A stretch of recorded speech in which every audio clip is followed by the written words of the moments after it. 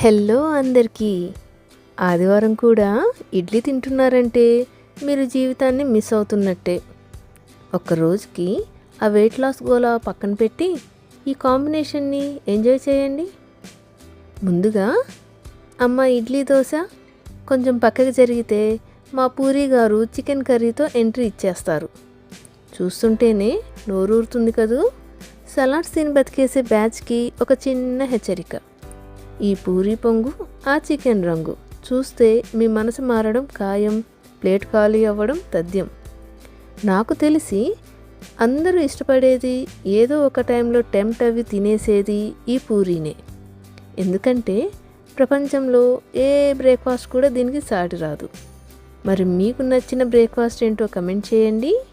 Video నచ్చితే like చేయండి. అన్నట్టు వెళ్తూ ఆ సబ్స్క్రైబ్ బటన్ని నొక్కి వెళ్ళండి. మళ్ళీ నెక్స్ట్ వీడియోలో కలవాలి కదా. లేదంటే మీ పూరీలు పొంగవు. చూసుకోండి మరి.